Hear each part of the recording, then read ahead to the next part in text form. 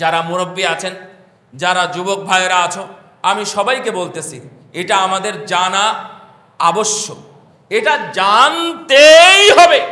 যদি আপনি সময় পান, আপনি এখন কালেমা পড়লেন, মারা গেছেন, আপনার উপর কোনো বিধান নাই, কোনো বিধান নাই। না সালাত, না সিয়াম, না হজ, না জাকাত, না কুরবানি, না সাদাকা, না কোরআন তেলাওয়াত, না জিকির, না সালাম, না কালাম, কোনো বিধানই আপনার উপরে নাই। উসাইরিম রাদিয়াল্লাহু তাআলা আনহু, উনি কোনোদিন জীবনে নামাজ পড়েন নাই, একটা সেজদাও দেয় নাই। ইসলাম গ্রহণ করেছে, জিহাদের ময়দানে হাজির, শহীদ হয়ে গেছে। আল্লাহর নবী তাকে দাফন করে দিয়েছেন মুসলিম হিসাবে এবং বলেছেন আল আন হুয়া ফিল জান্নাহ। শুনো সাহাবীরা, সাহাবীরা চলে এসেছে আল্লাহর নবীর কাছে, ইয়া রাসূলুল্লাহ, ও তো বলতেছে আমি ইসলাম গ্রহণ করেছি, নবীর উপরে আল্লাহর উপর ঈমান এনেছি, আমি রাসূলের সাথে সঙ্গ দিয়ে যুদ্ধ করেছি, ফা আসবতু কামা তারাউন, আমাকে যেভাবে পড়ে দেখছো আমি এভাবে পড়ে আছি, ইনজুর্ড হয়ে গেছি, আহত হয়ে গেছি কাফেরদের দ্বারা। এই কথা বলতে না বলতে ফামাত আমিন ওয়াক্তিহি, এই কথাগুলো বলতে না বলতেই তিনি মারা গেলেন। ফায়সালা হলো না ইনি মুসলিম নাকি অমুসলিম, তার লাশ দাফন করব নাকি তার লাশ কুকুর শিয়ালের জন্য ছুঁড়ে ফেলবো, এটা যখন উত্তর পেলেন না, ফাজা বিহিল নবী সাল্লাল্লাহু আলাইহি ওয়াসাল্লাম, রাসূল সাল্লাল্লাহু আলাইহি ওয়াসাল্লামের সাথে চলে গেলেন, কাছে গেলেন সব সাহাবীরা। এই খবর নিয়ে উসাইরিমের এর নাম হচ্ছে আমর ইবনে সাবিত আল উসাইরিম, গিয়ে বললেন ইয়া রাসূলুল্লাহ, উসাইরিম তো এই ধরনের কথা বলতেছে, তার লাশের সাথে আমরা কি করব? আল্লাহর নবী বললেন, শোনো, আল আন হুয়া ফিল জান্নাহ, আমি দেখতে পাচ্ছি ওই উসাইরিম এখন সে জান্নাতি হয়ে গেছে। সুবহানাল্লাহ। আবু হুরায়রা বললেন, ওয়ালাম ইউসাল্লি লিল্লাহি ক্বাত, ইয়া রাসূলুল্লাহ, আপনি যার সম্পর্কে বললেন সে জান্নাতি, সে তো একদিনও সালাত আদায় করে নাই, সালাত তো জন্য কখনো মাথা নত সেজদাও দেয় না, কোনোদিন সেজদা দেয় না। যত মাথা নত করেছে বিভিন্ন দরবারে, কোন দরবার শরীফে, কোন মাজারে অথবা মূর্তির কাছে, কিন্তু সে তো সেজদাই দেয় না, কেমনে জান্নাতি হবে? আল্লাহ এই অংশটুকু সেই বুখারীর মধ্যে আসছে। রাসূল সাল্লাল্লাহু আলাইহি ওয়াসাল্লাম তখন বললেন, আমিলা কলিলা উজিরা বিহি কাসীরা, সাহাবীরা শোনো, ও এমন কাজ করেছে, কাজটা যদি ছোট হয় কিন্তু এর পুরস্কারটা অনেক বড়। ঈমান এনেছিল, ঈমান আনার পরে কোন কাজ তার সামনে আসার পূর্বেই মৃত্যুবরণ করেছে, আল্লাহ রাব্বুল আলামিন তাকে সবচেয়ে বড় পুরস্কার জান্নাত দিয়ে দিয়েছেন। সুবহানাল্লাহ, আল্লাহু আকবার। আপনার জন্য তাই, আপনার জন্য তাই। তবে মনে রাখবেন, ইসলাম গ্রহণ করলেন, এখন জোহর আপনার প্রতি ফরজ পড়লেন, আপনি আসর পড়লেন না, মাগরিবের আগে মারা গেলেন অথবা মাগরিবের সময় মারা গেলেন, তাহলে এই আসর না পড়ার আপনাকে আসামি হতে হবে, আসামি হতে হবে। আপনাদের কি মনে হয়?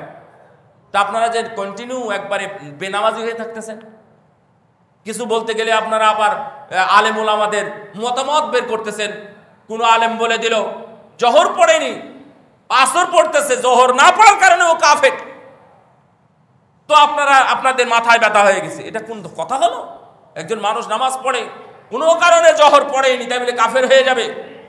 শুনেন, জোহরের নামাজ কয় রাকাত? 4 রাকাত না? আপনি ইচ্ছাকৃতভাবে যদি 3 রাকাত পড়েন, তাহলে ওর সম্পর্কে প্রশ্ন করি, উনি নামাজই পড়েন নাই, জোহরই পড়েন নাই, অথবা উনি জোহরের 3 রাকাত পড়েছেন, কোনটা ঠিক বলেন? পড়েনি, ও জোহর পড়েনি, ইচ্ছাকৃতভাবে 1 রাকাত নয়, একটা সেজদা হয়ে যাবে, তার মানে নামাজ পড়েনি। তার প্রমাণ রাসূল সাল্লাল্লাহু আলাইহি ওয়াসাল্লাম বললেন, যাও, কি বললেন? সল্লু না কি বললেন, যাক আমার ভাষাটা আসতেছে না। রাসূল সাল্লাল্লাহু আলাইহি ওয়াসাল্লাম বললেন যে তুমি যাও, তুমি ফারইরজি ফাসাল্লি ফাইন্নাকা লাম তুসাল্লি, তুমি যাও, ফেরত যাও, তুমি সালাত আদায় করো, কারণ তুমি সালাত আদায় করোইনি। তো আসলে কি সালাত আদায় করেনি নাকি ভুল ছিল? ও ভুল ছিল, কিন্তু আল্লাহর নবী এই ভুলের কারণে তার সালাতটাকে বাতিল করে দিলেন, একবার নয় 3 বার বাতিল করে দিলেন। আপনাদের ভাষায় 3 4 12 রাকাত সালাত মিলে তো অন্তত 4 রাকাত হওয়ার দরকার ছিল, কিন্তু আল্লাহর নবী বললেন না, তুমি নামাজই পড়োনি। যাই হোক, আমি বলছিলাম একদিক থেকে আরেক দিকে না যায়। 1 নাম্বার হলো আল্লাহকে চেনা, আপনাকে চিনতেই হবে, কারণ এটা কবরে জিজ্ঞাসা করবে। কবরে 1 নম্বর প্রশ্ন আল্লাহ সম্পর্কে। কি সম্পর্কে? আল্লাহ সম্পর্কে জবাব দিতে পারবেন তো ইনশাল্লাহ? করলে হবে? মুখস্থ করলে এই দুনিয়াতে ইহুদি, নাসারা, খ্রিস্টান, বৌদ্ধ এবং হিন্দু, অমুসলিম যারা আছে দুনিয়াতে তারা উত্তর দিতে পারত, কিন্তু তারা পারবে না। কারণ আপনি মুসলিম, আপনি কালেমা শাহাদত পড়েছেন, আপনি তার হকদার, এই জন্য আপনি পারবেন। আল্লাহ রাব্বুল আলামিন আপনার ভিতরে মনে করিয়ে দিবেন, এটার ব্যবস্থা করে দিবেন। শুধুমাত্র দুনিয়াতে প্রস্তুতি নিয়ে যেতে হবে। 2 নম্বর, মারিফাতুর রাসূল, রাসূল সাল্লাল্লাহু আলাইহি ওয়াসাল্লাম সম্পর্কে জানা। অনেক জানে তো রাসূল সম্পর্কে কত কথা বলতেছে, এই সম্পর্কে আপনি কারো ব্যাপারে মন্তব্য করতেছেন, বাট আপনি কিছুই জানেন না। আপনি ঠকেছেন, আপনি ভুল করেছেন। কারণ এই জানাটা শুধুমাত্র যে বলতেছে তার উপর না, আপনার উপরেও, আপনাকেও জানতে হবে। কবে জানবেন? কেমনে জানবেন? নাহলে কোরআন পড়েন, কোরআন পড়ে নবীর জীবনী পড়ে ফেলেন, কোরআন পড়লে নবীর জীবনী জানা হয়ে যাবে। সুম্মা লা তুস ইয়াউমাইযিন আনিন নাঈম, এই আয়াতের অনুবাদ কি আপনাদের এখানে প্রশ্ন করলে হয়তো আমি উত্তরটা পাবো না, জানি না পাবো কিনা। কিন্তু ছোট্ট এই আয়াত, এই আয়াতের মধ্যে কত কি আছে। সূরা তাকাসুর এর শেষ আয়াত এটা। এই আয়াতের মধ্যে কি আছে আপনি একটু বাড়িতে যাবেন, মনে রাখবেন। কোন সূরা বললাম? তাকাসুর। এর প্রথমে কি? আলহাকুমুত তাকাসুর, মানে খুব সহজ সূরা। এই সূরার সর্বশেষ আয়াত সম্পর্কে এর অর্থটা প্রথমে জানবেন। জানার পরে দেখবেন মুহাদ্দিসগণ, মুফাসসিরগণ তাফসীরের মধ্যে কত ধরনের কথা এবং কতগুলো হাদিস এবং কত সুন্দর সুন্দর হাদিস এই আয়াতের পিছনে নিয়ে এসেছেন। আপনারা একটু জানলে বুঝতে পারবেন। অর্থাৎ আপনাদের পড়াও নাই, শোনাও নাই, জানাও নাই, অথচ এগুলো জানা আপনার জন্য ফরজ। আমি পুরো কুরআনের তাফসীরের কথা বলিনি, আমি 2 নম্বরে এসেছি রাসূল সাল্লাল্লাহু আলাইহি ওয়াসাল্লাম।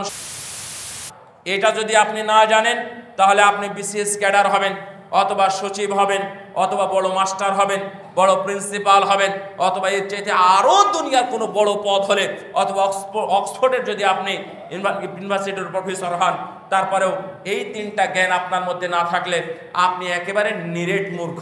আল্লাহর কাছে আপনি মূর্খ, আপনি কোনো ধরনের জ্ঞানী নন। দুনিয়াতে আপনাকে জ্ঞানী বলা হলেও আখিরাতে আপনাকে অজ্ঞান অথবা মূর্খ বলে উঠানো হবে। 3 নম্বর জ্ঞান হলো দিন সম্পর্কে মারিফাতুদ্দিন। যারা দিনকে জানে না, দিনকে বুঝে না, দিনকে বুঝতে চায়নি। আমি এই বগুড়াতে এসেও, গত পরশুদিন আমি বগুড়াতে এসেছিলাম, এই ধরনের কিছু আলোচনা করতে গিয়ে আমি বললাম, যেমন আপনাদেরকে যদি আমরা, অনেক মানুষ ছিল, এটা গাবতলী, এটা গাবতলী না, ওটা সোনাতলা। তো আমি বললাম যে আপনারা, আমি আপনাদের জিজ্ঞাসা করি যে বেতের সালাতের পরে আপনারা কি বলেন। আমি মঞ্চে জিজ্ঞাসা করেছিলাম। শেখ আমানুল্লাহ বিন ইসমাইল আল মাদানী উনিও ছিলেন, উনি বক্তব্য দিয়ে চলে গেলেন, তারপরে আমি আসছি। তো আমি বললাম যে আপনারা কেমন জানেন একটু বলেন তো বেতের সালাতের পরে কি বলতে হয়। সবাই বলে আল্লাহু আকবার, আস্তাগফিরুল্লাহ, ইত্যাদি ইত্যাদি। তো আমি বললাম যে একজনও তো জবাব দেন, একটু শুনি। আমি শেষ পর্যন্ত কোনো জবাব পাইনি, হয়তো তারা দেয়নি, জানে, কিন্তু আমি কি বুঝবো, একজনও তো দিল না। তাহলে আপনার এই দিন জানাটার কোয়ালিটি কতটুকু? আপনারা ভালো ভালো ফসল ফলান। আগে এলাকা আলু হতো না, আগে ধান হতো 3 মণ 4 মণ করে একই জমিতে। সেই জমিতে ধান হচ্ছে 20 মণ থেকে 40 মণ করে। কেন? এতগুলো বিদ্যা অর্জন করেছেন, একটু শরীয়ত সম্পর্কে বিদ্যা আপনার অর্জন করা উচিত ছিল না? বগুড়ায় কোন পথে গেলে দ্রুত যাওয়া যাবে এটা জানার পরেও আপনি হেঁটে হেঁটে অন্য দিক দিয়ে যান না, কোনো নৌকা খুঁজেন না, কোনো রিক্সা বা গরুর গাড়ি খুঁজেন না, কারণ এই বিদ্যা আপনার অর্জন হয়ে গেছে। আমি সিএনজিতে গেলে বা এই ধরনের গাড়িতে গেলে, বাইকে গেলে আমি খুব দ্রুত বগুড়ায় পৌঁছতে পারবো, এটা দুনিয়া বিজ্ঞান সবগুলো আপনার অর্জন হয়ে গেছে। যে ব্যক্তি বিসিএস ক্যাডার, সেই ব্যক্তি দুনিয়ার সব জ্ঞান রাখে। বর্তমান যে বিসিএস ক্যাডার হওয়ার যে ব্যবস্থাপনা, তাতে আমার যতদূর ধারণা বা আমি যতদূর বুঝেছি, তাহলে ওকে দুনিয়ার সব জ্ঞান অর্জন করতে হয়। ও যদি সায়েন্সের ছাত্র হয় তাহলে আর্টসের ভূগোল, অর্থনীতি সম্পর্কে তাকে জ্ঞান রাখতে হয়। ও যদি আর্টসের ছাত্র হয় তাহলে সায়েন্সের সব ধরনের জ্ঞান ওকে অর্জন করতে হয়। এইগুলো অর্জন করার পরে একজন বিসিএস ক্যাডার হয়। আর শুধুমাত্র ইসলামী জ্ঞান বা কোরআনের জ্ঞান না থাকলেও বিশেষ ক্যাডার হওয়া যায়। আর মুসলমানদের জন্য 1 নম্বরে যেটা প্রয়োজন ছিল এটা ছাড়া সবগুলো মেনে নিয়েছে। এই ঘর গরম হয়, কি করলে ঠান্ডা হবে, এই বুদ্ধি বের করে আপনারা সবাই এসি লাগিয়েছেন। এসি লাগিয়ে আরামসে বসে আপনারা খুতবা শুনতেছেন। এটা কিন্তু অপরাধ বলিনি আমি, কিন্তু এই জ্ঞান যে আপনারা অর্জন করেছেন, এটা যে বাস্তব আপনারা করে দেখিয়েছেন, এটা আপনারা সাধুবাদ পাওয়ার যোগ্য। কিন্তু সাধুবাদ আপনি পাবেন না, এই সাধুবাদের আপনার 2 পয়সা কোনো মূল্যও হবে না যদি আপনি শরীয়ী জ্ঞান অর্জন না করেন। দুনিয়াবি জ্ঞান অর্জন করলেন কিন্তু শরীয়তের জ্ঞান অর্জন করলেন না, এইটা কোনো কাজ হবে না। আমি খুব সংক্ষেপের মধ্যে নিয়ে আসতে শোনেন। আমি বললাম 1 নাম্বার, শরীয়তের মর্যাদা আপনি কেমনে দিবেন যদি আপনি এগুলো না জানেন। কোরআন আয়াতটা একটু শোনেন। আমি আল্লাহ সম্পর্কে জ্ঞান বলেছি, রাসূল সম্পর্কে জ্ঞান, এবং আরেকটা কি বললাম, শরীয়ত সম্পর্কে জ্ঞান। এই জ্ঞান আপনাকে অর্জন করা ফরজ। আপনি জ্ঞান, আবার বলি যে বাথরুমে পানি ব্যবহার করতে হয়, এই জ্ঞানটা কিন্তু আপনার অর্জন হয়েছে। এটা আপনি খুব ভালোভাবে জানেন। কোন জমিতে ধান নাকি গম ভালো হবে, কৃষি অফিসারের কাছ থেকে তথ্য নিয়ে আপনার এই জ্ঞানটা অর্জন হয়ে গেছে। ইত্যাদি দুনিয়াতে যত জ্ঞান আছে অর্জন হয়ে গেছে। আখিরাতের জ্ঞান আপনার অর্জন হয়নি, শরীয়তের জ্ঞান অর্জন হয়নি। আল্লাহ বলছেন ওমা কদারুল্লাহ হাক্কা কদরিহি ওয়াল আরদু জামিআন কবদতুহু ইয়াওমাল কিয়ামা ওয়াস সামাতু মাতউইয়াতুম বিয়ামিনি সুবহানাহু ওয়া তাআলা আম্মা ইউশরিকুন। আল্লাহ রাব্বুল আলামিন বলছেন যে তারা আল্লাহকে মর্যাদা দেয় না, তারা আল্লাহকে চিনে নাই, যেমন চিনা উচিত সেভাবে চিনে নাই। অথচ এই বিশাল জমিন আল্লাহ এক হাতে মুষ্টিবদ্ধ করে নেবেন, এই বিশাল আসমান এক হাতে আর এক হাতে মুষ্টিবদ্ধ করে নেবেন। করে নেওয়ার পরে সেই দিন কিয়ামতের ময়দানে বলবেন আনাল মালিক, আমি একচ্ছত্র অধিপতি, আমি মালিক। কোথায় জাব্বারেরা, কোথায় মুতাকাব্বারেরা, অহংকারী প্রতাপশালী জালেম শাসকরা কোথায়? আমি হলাম রাজা ধীরাজ। এই বলে আল্লাহ রাব্বুল আলামিন সেই দিন বলবেন। অথচ আল্লাহর ক্ষমতা সম্পর্কে আমাদের কোনো জানানো হয়নি। আল্লাহর ক্ষমতা আপনাদের কি জানা আছে? কত জাতিকে রাতারাতি আল্লাহ অন্ধ করে দিয়েছেন, শুনেছেন কখনো? কেন কখনোই শুনেন না? এটা তো কোরআনে আছে, ব্যাখ্যা পড়তেও যাওয়া লাগবে না। অনেকেই দেখবেন যে কোরআন সম্পর্কে তাদের ভালো ধারণা আছে, হাদিস সম্পর্কে কোনো ধারণা তাদের মধ্যে পাওয়া যায় না। উনি নিজেই বলছেন যে আমি তোমাদের মধ্যে ছেড়ে যাচ্ছি কোরআন এবং হাদিস, এই 2টা জিনিস তোমরা ধরে রাখো, তোমরা পথভ্রষ্ট হবে না। তো কতক জাতিকে আল্লাহ রাতারাতি অন্ধ করে দিয়েছেন। কেন? পাপারাশির কারণে, পাপের কারণে, পাপাচারের কারণে। শুধু অন্ধ নয়, আল্লাহ বলছেন ফাকামাসনা আয়ুনাহুম, আমি তাদের চোখকে নাই করে দিয়েছি। তার মানে আপনি এটা খেয়াল করেননি। 2 নম্বর, আল্লাহ কতক জাতিকে বানরে পরিণত করেছে। মানুষ রাত্রে ঘুমিয়েছে, সকালে উঠে দেখছে সবাই বানর, একজন মানুষ নাই। আল্লাহর সেই ক্ষমতা কি খর্ব হয়ে গেছে, নষ্ট হয়ে গেছে ক্ষমতা, নাকি এখনো আছে? যদি থেকেই থাকে ক্ষমতাকে ভয় করেন না কেন? আমি তো বানর বললাম, কোরআনের মধ্যে খবিশের কথাও আছে। ওই জাতিকে খবিশ করে দিয়েছে, সবাই সর হয়ে গেছে।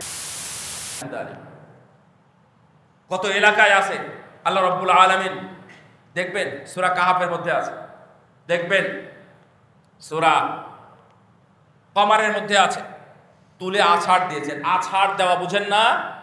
তুলে আছাড় দিয়েছেন, আছাড় দিয়ে জাতিকে ধ্বংস করে দিয়েছেন, ওই এলাকায় সাগর বানিয়ে দিয়েছেন।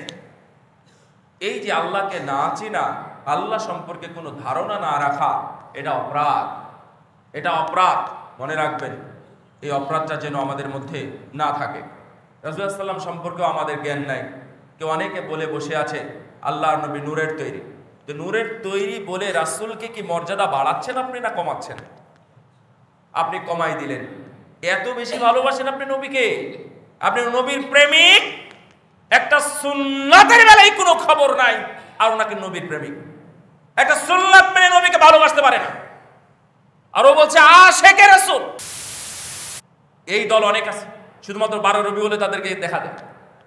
ওই মাসে 63 দিন ব্যাপী, 90 দিন ব্যাপী, 30 দিন ব্যাপী সম্মেলন করে, নবীর ওয়াজ করে, নবীর একটা সুন্নাতকে মানে না, তারা সুন্নাতকে মানতে দেখা যায় না।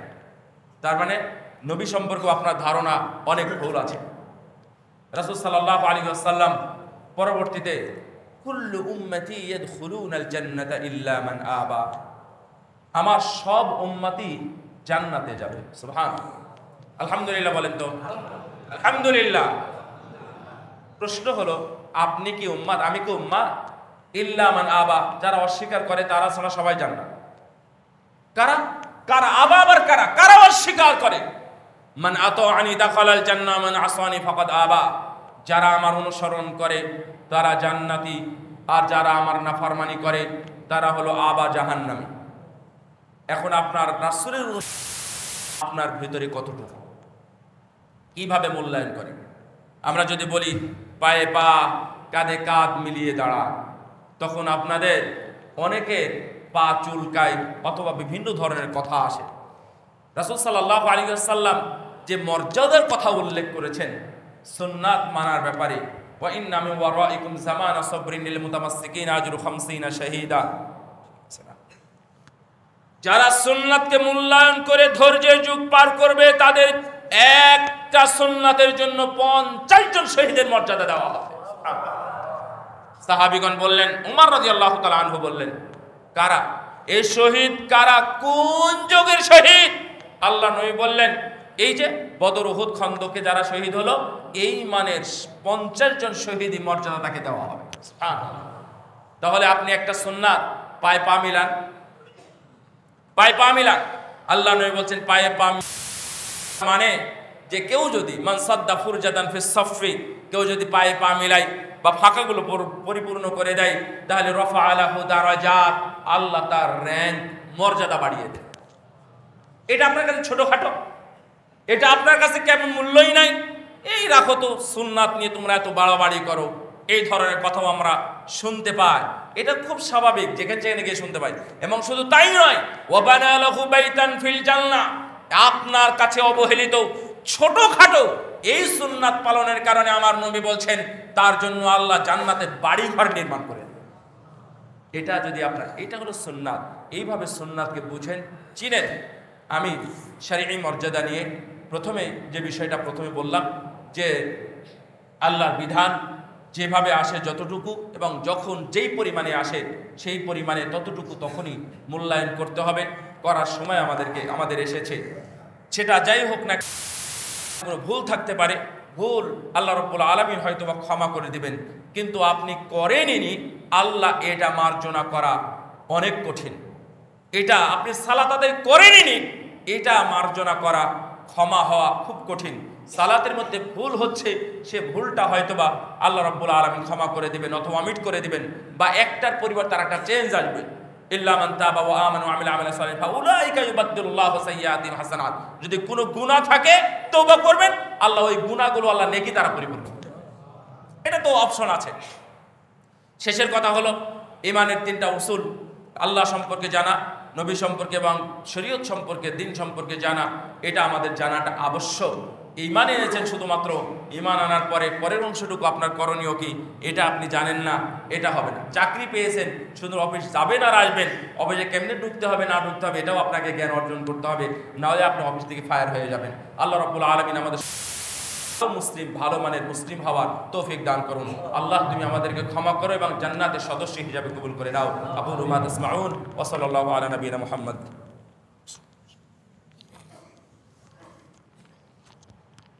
আলহামদুলিল্লাহি রাব্বিল আলামিন ওয়া সাল্লাল্লাহু আলা নবিয়িনা মুহাম্মদ। اللهم صل على محمد وعلى آل محمد كما صليت على إبراهيم وعلى آل إبراهيم إنك حميد مجيد. اللهم بارك على محمد وعلى آل محمد كما باركت على إبراهيم وعلى آل إبراهيم إنك حميد مجيد.